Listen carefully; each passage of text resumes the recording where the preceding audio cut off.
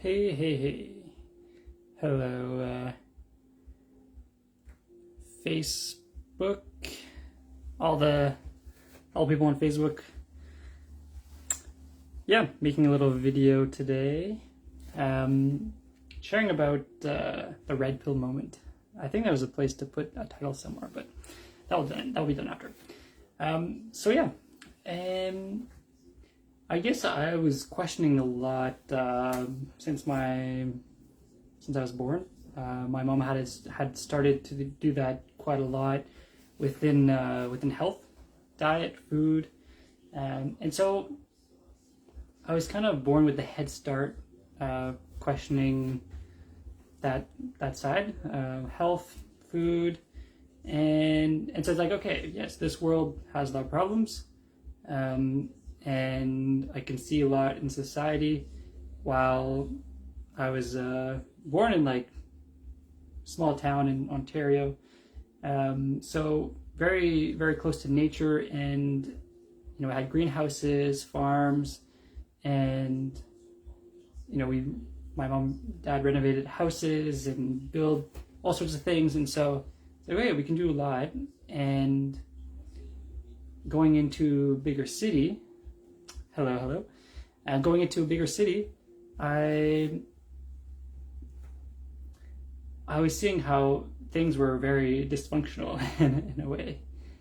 So basically, this is the red pill moment of my life through, so far. And red pill moment, if you haven't seen The Matrix, highly recommend. First one's all you need, Matrix 1, just called The Matrix.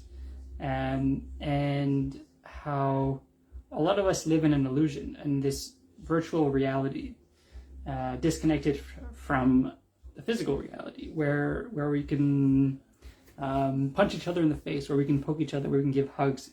That's physical reality. But you go on the metaverse or some virtual place, and you give someone a hug there. It's very different.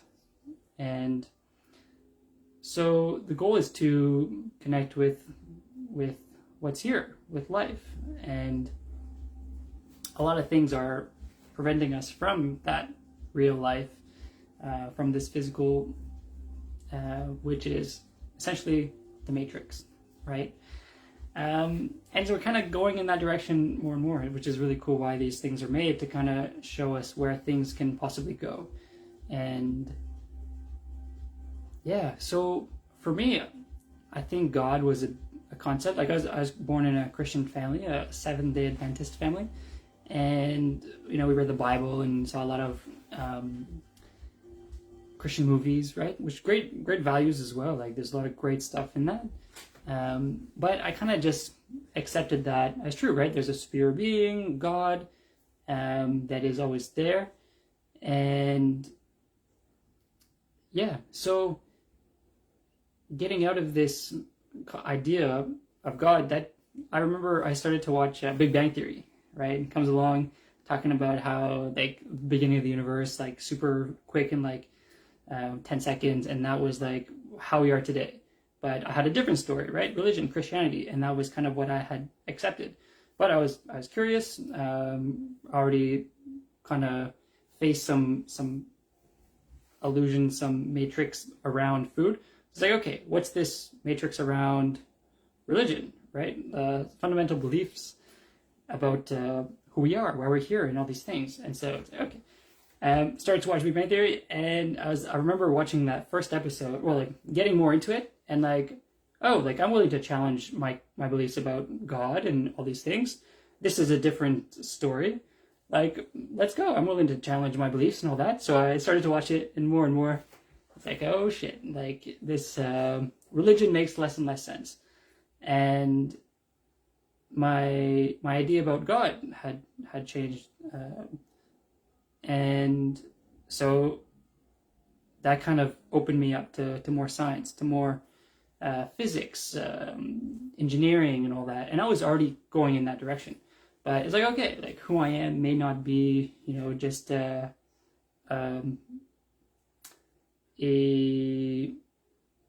a person following this big guy in clouds who's watching everything, who's making sure everything's all right. It was going Kenny, and so I was kind of questioning that more. That kind of eventually led me to more of a, what do you say, philosophy, right? A lot of Alan Watts, and that kind of opened me up even more about a different story that I was living in.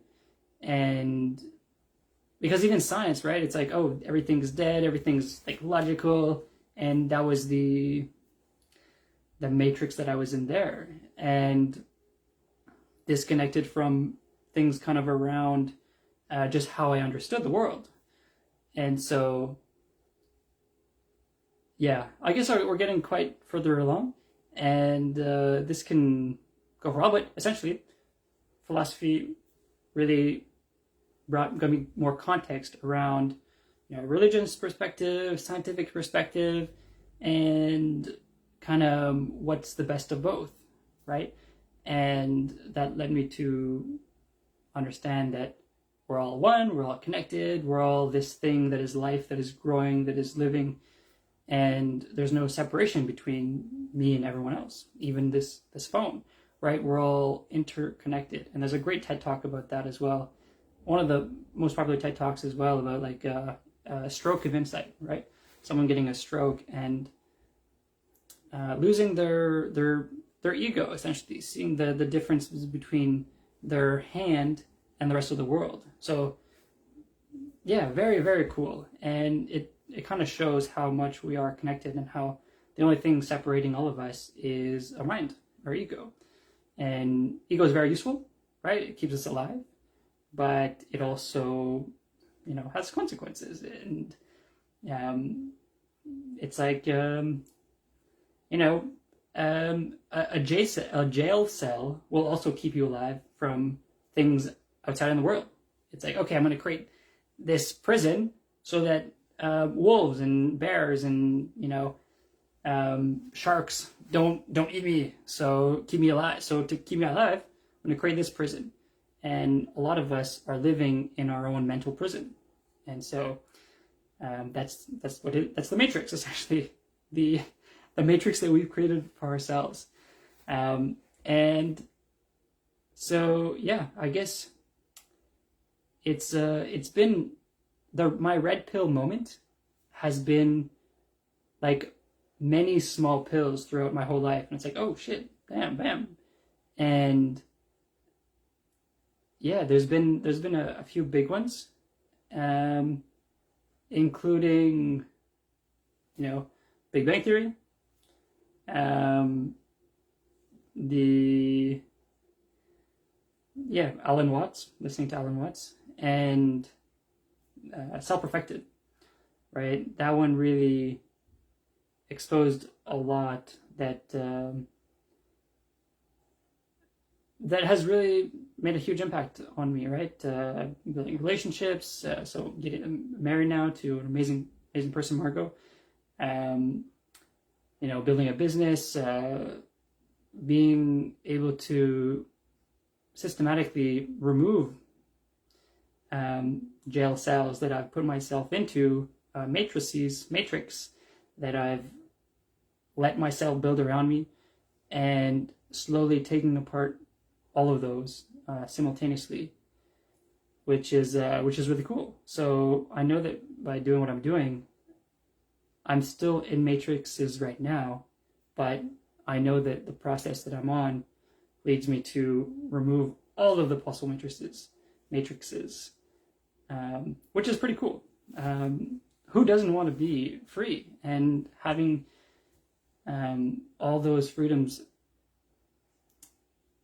able to be expressed, right? Reaching our full potential. And anyone in a jail cell has a potential that's taken from them, even if it's self-imposed. What's going on, Camille? So yeah, this is a live, so there's some interaction on here. But yeah, that's all I'm going to say for now. Definitely connect one-on-one if you want to know more. And definitely, it's really cool to be on this journey of I guess you could say awakening, of knowing who we are, and know thyself, right? It's huge. And I know that by connecting with each other, we learn about who we are a lot, facing some triggers, right? Sometimes we react to what someone says or does, and all those reactions are a very good sign. So we're talking about the red pill moment, right? What was your first red pill for your life, right? Kind of like the red pill meaning in the Matrix, right? You take a pill and you realize that you've been lied to your whole life. You realize that you've been living in an illusion, stuff like that. So very, very valuable stuff. And yeah, so this video is this is pretty good. I don't know how long this is, but I think that's all for today. I'll be doing this more, so stay tuned. A lot of fun stuff to share. And to truly get out of this matrix, we need to document our whole process, right? Where we are, what we're doing, and what's working, what's not working, and sharing. And so, yeah, as we do this, we get to unlock the keys to the universe. Yeah, so have a good night, everyone. Well, if you're in Montreal, we have in-person events every 2 weeks. Self-Perfected Montreal and Self-Perfected on Facebook. There's a Facebook group. Definitely get in there if you can. Great tips to get out of the matrix. That was a really big one for myself as well. So yeah, in Montreal and having some fun. So have a good night, everyone. We'll talk soon. Yeah, Mark Passio is awesome, by the way. I definitely like his stuff as well. Ciao.